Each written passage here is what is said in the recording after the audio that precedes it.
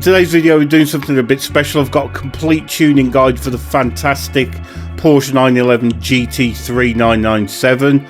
We're going to be tuning this to 600 pp to take around the Tokyo Expressway. Then we're going to tune it up to 700 pp for the Le Mans money grind. Stay tuned, we'll go through the complete build from start to finish.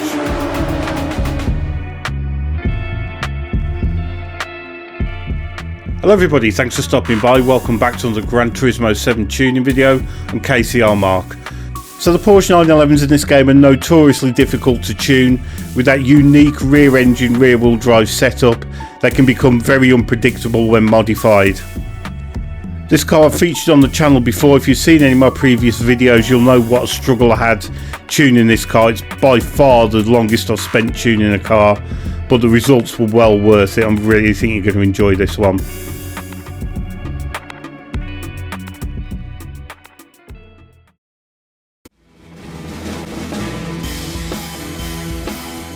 So I wanted this build to be accessible as I could, so it's a car that you can buy from the dealership at any time whatsoever. You don't have to wait for it to come around on the used car dealership or the Legends car rotation. You can buy it any time you like.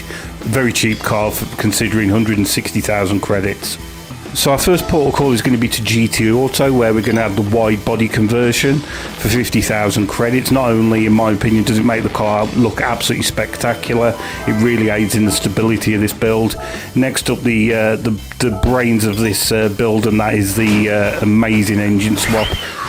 Not expensive at all, just 325,000 credits. The engine itself is out of the Group 3 911 RSR. Absolutely fantastic engine and really good on fuel. Next up, we're going to head to car customization. Whatever size and style wheels you prefer, wide width, wide offset. For custom parts, we're going to be using a Type A front splitter, Type A side skirts, standard rear diffuser, wing Type A or B. They don't make any difference to the PP points on this car. And let's just take a second just to admire this absolutely stunning car that we've built in this Porsche Riviera Blue. I think it looks absolutely amazing. It's very high on my list of lottery cars. Just one thing to note before we get onto the tune itself: if you are going to add a livery, and there are thousands and thousands of really cool liveries for this car, just ensure that you go back to the custom parts and double check, because a lot of the liveries come pre-built with different aero. In this particular case, it got a Type B diffuser, which completely messed with the PP of the tune. So if you are going to put a livery on, just make sure you do it before you fit the custom parts, or just double check afterwards. So next up, we're going to install the performance parts. As I said, this is built as a very simple build, so we're using sports, brake kit, ballast. It already comes with fully customised computer.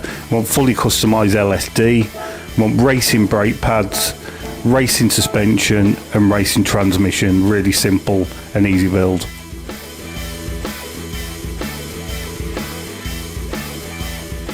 So with that all built, we can head onto the tuning sheet, and even just looking at this screen, I'm getting a bit of a nervous twitch while I'm doing this voiceover. This took so long to get right, I can't even tell you. The standard car is really good chassis, but they're so sensitive to any changes. You have to be very, very careful. So I'm really happy with this tune. I think it turned out really well, but be really careful when you're putting all these in. They've got to be absolutely exact, or it'll just be an absolute hot mess to drive.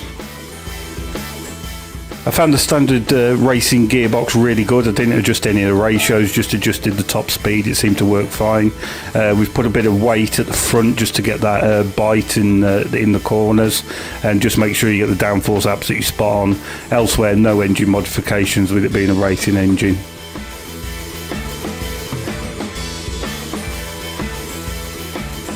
So with the car all built, we can head to track. We're going to the World Touring Car 600 at the Tokyo Expressway. Now, the reason I persevered so long with getting this tune right is I really wanted to get this engine in the car.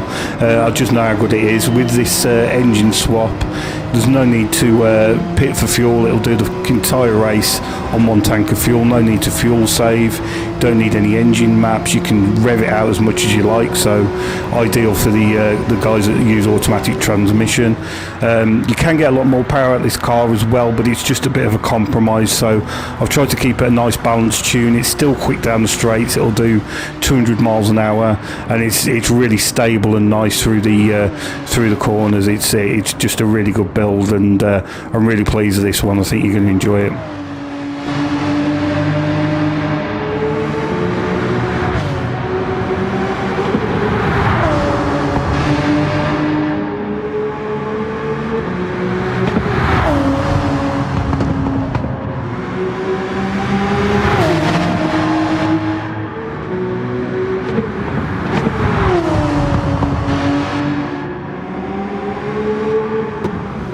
I think it's fair to say I got fairly familiar with this car, all the laps I had to do tuning it, so I thought I'd just give you a few little pointers on the little tips to drive this car. It's fairly easy anyway. Just bear in mind it's on sports brakes, not racing brakes, but it's a fairly nicely balanced and light car, so it doesn't affect it too much at all. Through these first two right-handers, I was just going into second gear. It just promotes that rotation a bit. No real problem with throttle. It doesn't really wheel spin or oversteer too much. But the thing I've noticed the most is just be very gentle on your inputs. As you can see through this corner, I'm just easing off the throttle.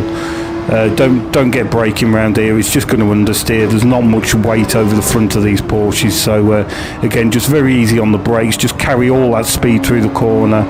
As soon as you're straight again, power on. It'll just carry a load of speed and you won't get much understeer. Again, just very easy on the brakes there, just not even half input. Just scrub that speed off, turn it in. Again, very easy on the brakes. Scrub the speed off, turn it in, and then power out. It's really nice and satisfying once you get it. It takes a little bit of practice, but yeah, the main thing is just not to barrel into the corners too quick, lamp the brakes on. It's just going to understeer into the barriers. You just want to be nice and gentle. It's a very quick car. You can just carry loads of speed through the corners.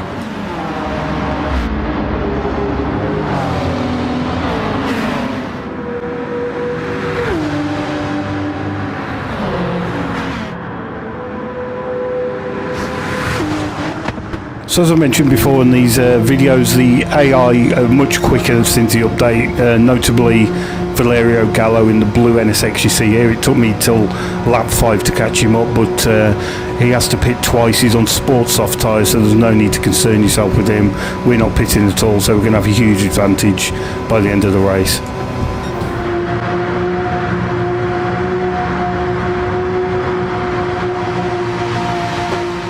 So we'll skip forward to the end of the race. As you can see, we've got plenty of fuel left. The tyres have worn a little bit, but they're not compromising the laps really at all. It still drives perfectly fine. Very consistent laps. 2:07.3 was my fastest, but it's just a really nice car to drive and really consistent. So crossing the line, pretty commanding victory in this one, and with that clean race bonus, you're going to get yourself the 825,000 credits.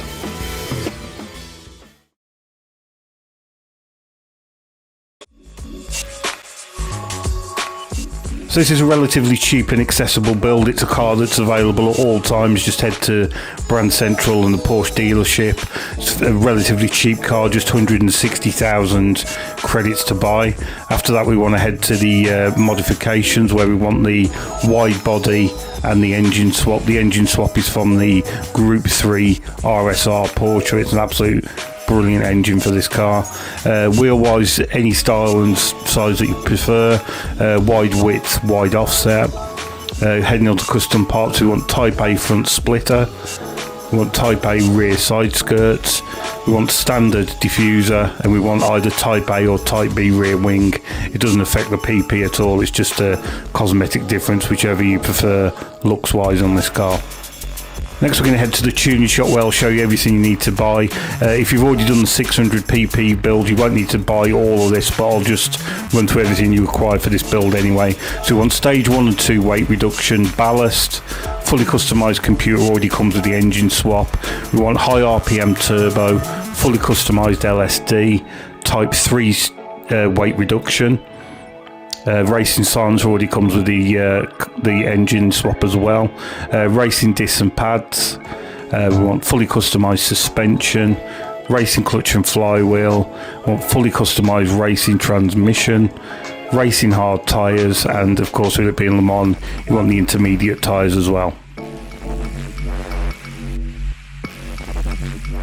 So next we head on to the 700pp tuning sheet. As you know from previous build, this took me a long time to perfect all the suspension and differential settings. It's a very awkward car to dial in perfectly, but I'm really pleased with this. It drives really nice, and I got a lot of feedback saying that it worked for other people as well. They really seem to love it.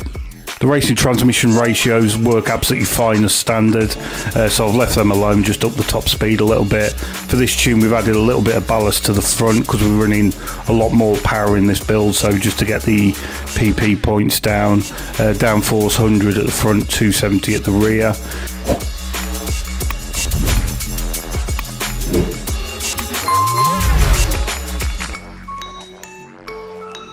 So the car we're built, we can head to track. We want to go to world circuits in Europe, and we're going to Circuit de la Sarthe for the World Touring Car 700 at Le Mans.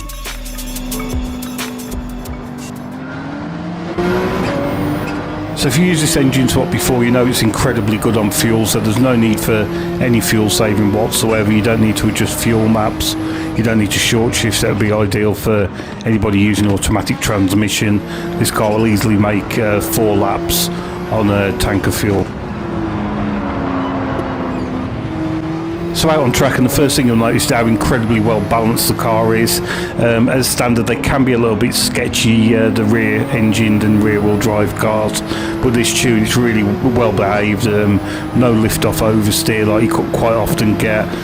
Doesn't seem to wheel spin or oversteer. It's just really nicely planted to the road.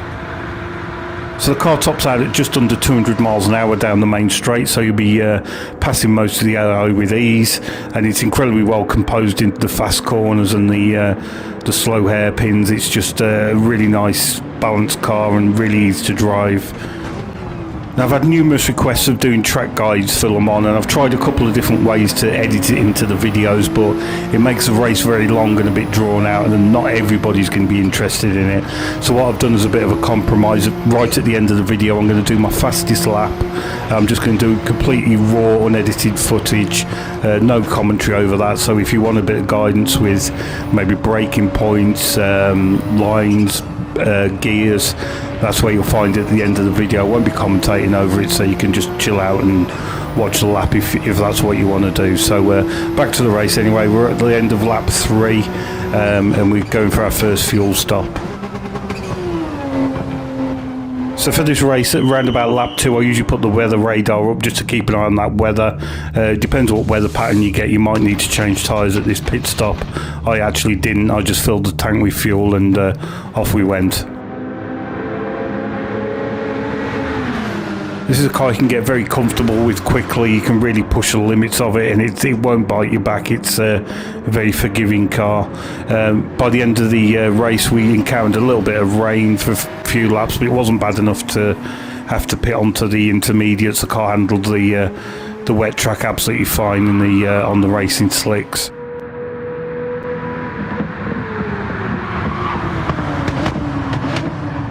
So this car was pretty dominant around this track, absolutely fantastic to drive. As you can see, coming onto the last lap, and we've got a huge lead with just 30 seconds left on the clock, so we just park it up and let that timer run down to cross the line with a clean race bonus, which is pretty hard to lose around this track, to be honest, and that'll bag you 1.65 million credits in just an hour. So many thanks for stopping by, really appreciate it. I hope you enjoyed the tunes we had in that video for you. It really is one of my favourite road cars now. I've got the tune right on it. Hope you enjoy it too. Let me know in the comments how you get on and which of the tunes you used and preferred. So in the meantime, many thanks, and I'll see you again soon. Cheers, bye.